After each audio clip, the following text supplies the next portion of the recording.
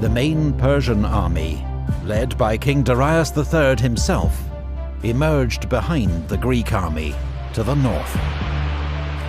Darius was determined to trap and destroy Alexander's army, which he outnumbered almost 2 to 1. So he blocked Alexander's only escape route by moving his army to the coastal plain near Issus, just 6 miles wide, from mountains to sea.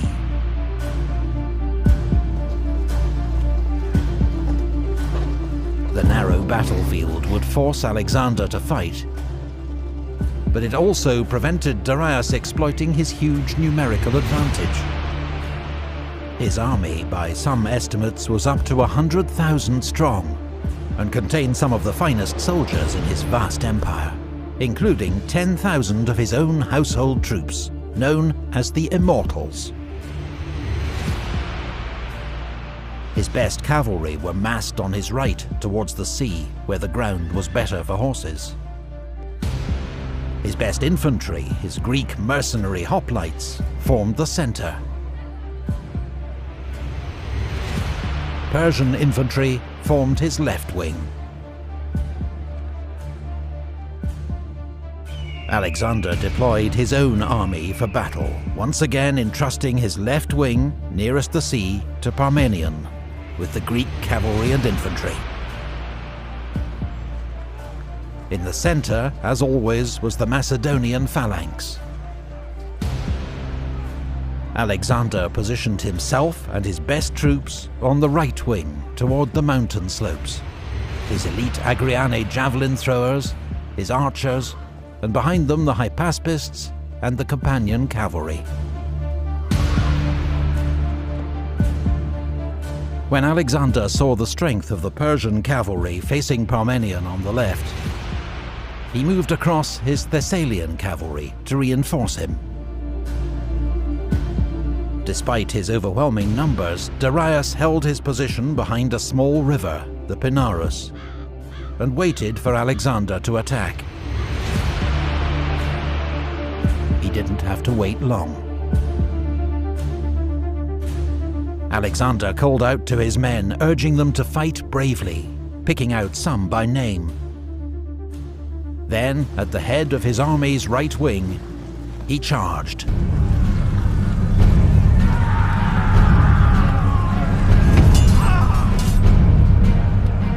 Once again, the speed and shock of the Macedonian advance sent the enemy reeling back. But in the centre of the battlefield, the Macedonian phalanx was in trouble. In its effort to keep up with Alexander, its formation had become disordered.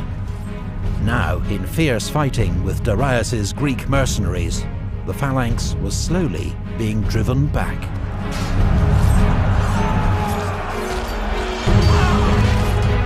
Alexander, seeing the danger, regrouped and led the companions in a headlong charge straight at the Persian centre. The Greek mercenaries, threatened on their flank, were soon in disarray, and the Macedonian phalanx was able to resume its advance.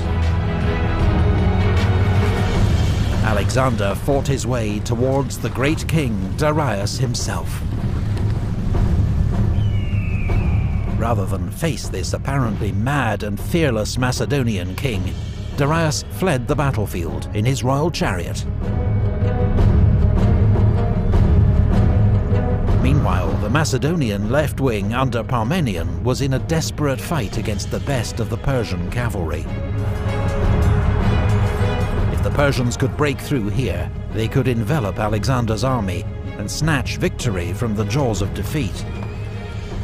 But Parmenion and his troops fought doggedly and continued to hold the Persians at bay.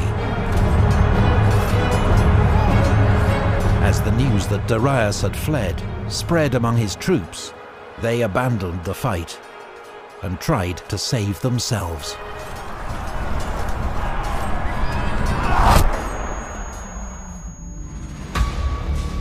The battle turned into a massacre.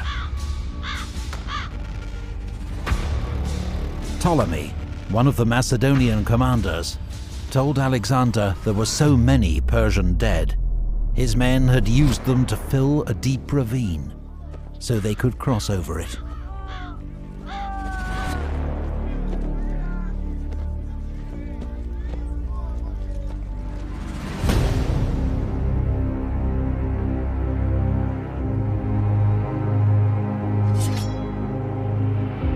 The Battle of Issus was a stunning victory for Alexander,